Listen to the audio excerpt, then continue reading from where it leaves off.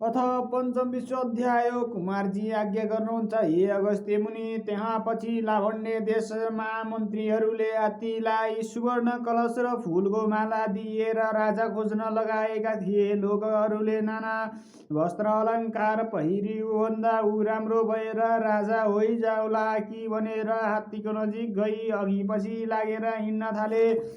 नवराज ब्राह्मण पनि उहीँ पुगेर एउटा पार्टीमा बसेर तमासा हेरिरहेका थिए। हरिहर हात्तीमा प्रवेश गरी नवराज ब्राह्मणका नजिकमा गई फुलको माला लगाई गलामा लगाई सुवर्णका कलशले अभिषेक गर्यो। यो देखि कति अर्काका भाग्यको डाहा गर्नेहरू भन्दछन्, हे लोक हो, यो हात्ती बौलायो। यस देशमा क्षत्रिय कोही छैनन् र यसले ब्राह्मणलाई अभिषेक गर्यो भन्न लागे। त्यसैमा कसैले हात्ती बौलाएको होइन, तिमीहरू नै बौलायो। मुखले बोल्न नजाने पनि हात्ती देवता हो। हे मूर्ख जस्ता मनुष्य हो।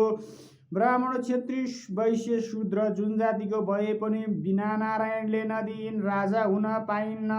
उसको भाग्यले दियो, अब चुप लाग भनेर सम्झाए। तब हरिहर प्रवेश भइरहेको हात्तीले नवराजलाई सुँडले उचाली आफ्ना कुम्भस्थलमा राखी दरबारमा लग्यो। गुरु पुरोहितहरूले नाना वस्त्र अलङ्कार पहिराई सम्पूर्ण सामग्री तयार गरी पूर्ण घट अष्टमङ्गल गरी सुदिन हेराई। त्यही सहरकी राजपुत्री लावण्यवतीलाई विधिपूर्वक नवराजसित विवाह गरिदिए। हे महाराज, अभिषेक भएको छैन, सामग्री तयार छ, सुदिन निश्चय गरी अभिषेक लिनुहोस् भनेर मन्त्रीहरूले भनेको सुनि नवराज भन्दछन्, मन्त्री हो, मेरी महतारी छँदै अरूसित कसरी अभिषेक लिऊँ? चन्द्रज्योति नगर बाहिर मेरो घर छ, त्यहाँ गोमा ब्राह्मणी नाम गरेकी मेरी माता छन्, तिनलाई लिन पठाऊ। यस्तो आज्ञा पाएपछि मन्त्री म जान्छु भनेर नाना वस्त्र अलङ्कार लिए फौज समेत भएर चन्द्रज्योति नगरमा गए। गोमा ब्राह्मणीलाई भेटी प्रणाम गरी भने, हे राजमाता, तपाईका पुत्र नवराज लावण्य देशका राजा भए, म उनको मन्त्री हो।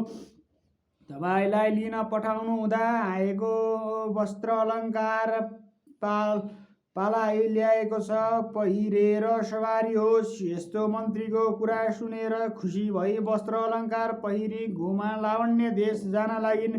चन्द्रज्योति नगरका स्त्रीहरूले चाल पाएर अतारिएर हेर्न जाँदा कतिका कपालको केश फुकेका, कसैका छोरा छोरी रोएका, कोही खाँदा खाँदै उठेर हिँडे। यसरी गोमा फौज समेत जान लायकी देखेर हेर, स्त्री जाति भए पनि सधैँ अर्काको ढिकी जातो गरी दुःख सहेर बाँचिरहेकी थिइन्। आज राजमाता भइन् भनेर कुरा गर्दथे। उता गोमा लावण्य देशको नजिकमा पुगिन र नवराजले चाल पाए हात्ती घोडा रथ लगी गीतावाद्य गर्दै सिन्दुर यात्रा गरेर दरबारमा लगी दण्डवत गरे। हे माता, तपाईको तपस्याले म राजा भए, अब अभिषेक दिनुहोस्। यस्तो नवराजले भनेपछि सुदिन ठहराई सुनको सिंहासनमा बसाली विधिपूर्वक नवराज र लावण्यवतीलाई एकसाथ राज्याभिषेक दिइन्। राज्याभिषेक समारोह सकिएपछि गुरु पुरोहित सबैलाई भोजन गराई दक्षिणा दिएर विदा गरे। हात्ती घोडा रथसहित गीतावाद्य गर्दै सिन्दुर यात्राका साथ दरबारमा जाँदा भए। इति श्री स्कन्दे पुराणे केदारखण्डे माघमात्म्ये कुमार अगस्त्यस्य संवादे श्री स्वस्थानी परमेश्वराय व्रतकथा नवराज राज्याभिषेक नामो पञ्चविंशोऽध्यायो।